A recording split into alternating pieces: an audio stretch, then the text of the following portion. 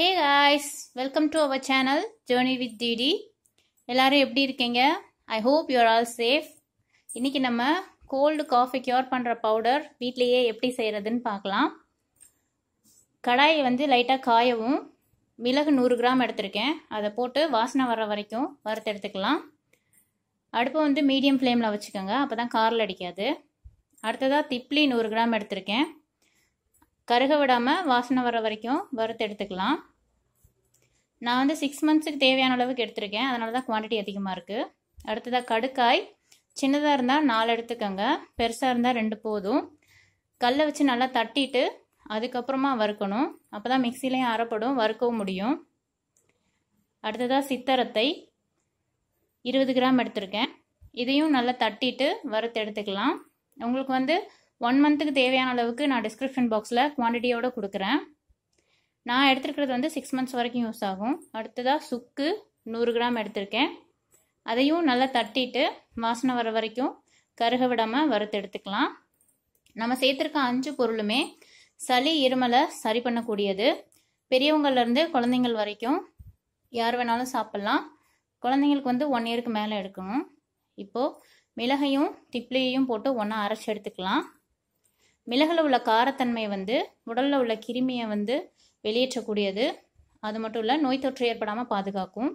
திப்ளி இருமல், இரைப்பு, தொண்டைப்புண், தொண்டைக்கட்டை சரி செய்யும். ரெண்டையும் நல்லா ஃபைன் பவுடராக அரைச்சி எடுத்துக்கோங்க. தேனில் குழப்பி குழந்தைங்களுக்கு கொடுக்கல, அவங்களுக்கு சாப்பிட்றதுக்கு ஈஸியாக இருக்கும். இந்த அளவுக்கு ஃபைன் பவுடராக இருக்கணும். அடுத்ததாக கடுக்காய், சுக்கு, சித்தரத்தை 3ஐயும் ஒன்றா அரைச்சி எடுத்துக்கலாம். இதையும் ஃபைன் பவுடராக அரைச்சி எடுத்துக்கலாம். கடுக்காய் கபத்தை சமநிலைப்படுத்தும். சுக்கு இருமலை சரி செய்யக்கூடியது, உங்கள் எல்லாருக்கும் தெரியும். சித்தரத்தை நெஞ்சு சளியை போக்கக்கூடியது. நுரையீரலில் நுண்குழாயை விரிவடைய செய்து மூச்சு விடுறதுக்கு ஈஸியாகும். இந்த அளவுக்கு ஃபைன் பவுடராக இருக்கணும். மூச்சு குழாயில் தொண்டையில் இருக்கிற சளியையும் வெளியேற்றும் சித்தரத்தை. இப்போது அரைச்சி வச்ச மிளகு திப்ளி பவுடரையும் இதோட சேர்த்து இன்னொரு வாட்டி அரைச்சி எடுத்துக்கலாம். ஸோ எல்லாமே நல்லா மிக்ஸ் ஆயிரும். இது இப்போ தனியாக எடுத்து வச்சுக்கோங்க.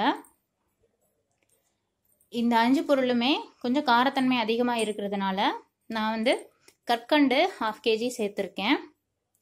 உங்களுக்கு கல்கண்டு பிடிக்கல அப்படின்னா பனங்கற்கண்டு சேர்த்துக்கலாம். பட் பனங்கற்கண்டு பவுடரோட மிக்ஸ் பண்ணல கொஞ்சம் வாட்டரியாக இருக்கும். பவுடர் சீக்கிரமாக கெட்டு போயிடும். ஸோ அதனால தான் நான் கற்கண்டு எடுத்திருக்கேன். அதையும் ஃபைன் பவுடராக அரைச்சிட்டு ஜல்லடையில் வச்சு சளிச்சு எடுத்துக்கோங்க. கல்கண்டையும் சளிச்சு எடுத்துக்கணும். நம்ம அரைச்சி வச்ச மிளகு, திப்ளி, சுக்கு, கடுக்காய் அந்த பவுடரையுமே நல்லா சளிச்சு எடுத்துட்டு ரெண்டையுமே மிக்ஸ் பண்ணிக்கோங்க. 1 மந்த்துக்கு தேவையான அளவுக்கு நான் அளவு கொடுக்குறேன். உங்களுக்கு கல்கண்டு பிடிக்கல அப்படின்னா நீங்கள் பனங்கற்கண்டை சேர்த்துக்கலாம். இப்போ இது ரெண்டையும் நல்லா மிக்ஸ் பண்ணி எடுத்து வச்சுக்கலாம். இந்த பவுட்ரு 6 மந்த்ஸ்லேருந்து 1 இயர் வரைக்கும் வரும். ஒரு ஃபேமிலிக்கு 1 இயர் வரைக்கும் யூஸ் பண்ணலாம். நல்லா நைஸாக இருக்குது. அவ்வளோதான், நம்மளோட இருமல் பொடி தயாராகிடுச்சு. இப்போ இதை எப்படி யூஸ் பண்ணலாம் அப்படின்றத சொல்கிறேன். சின்ன கிண்ணத்தில் 1 டீஸ்பூன் அளவுக்கு இருமல் பொடி எடுத்துக்கோங்க. 2 டீஸ்பூன் அளவுக்கு தேன் சேர்த்துக்கலாம். நல்லா குழப்பிட்டு இருமல் சளி இருக்கிற டயத்தில் எவ்ரி மார்னிங் 3 டேஸ்க்கு ப்ரஷ் பண்ணிவிட்டு எம்டி ஸ்டொமக்கில் எடுத்துக்கோங்க. உங்களுக்கு அந்த 3 டேஸ்லேயே க்யூர் ஆகிறது நல்லா தெரியும். அவ்வளோதான், நம்மளோட கோல்ட் அண்ட் காஃப் பவுடர் எப்படி செய்கிறதுன்னு உங்களுக்கு சொல்லிட்டேன். உங்களுக்கு இந்த ரெசிபி பிடிச்சிருந்துச்சுன்னா நீங்களும் இதை வீட்டில் செஞ்சு பாருங்கள். எப்படி இருந்துச்சுன்னு கமெண்ட் செக்ஷனில் சொல்லுங்கள். இயற்கை உணவின் அதிசயம், ஆரோக்கிய வாழ்வின் ரகசியம். Stay home, stay safe. Thank you.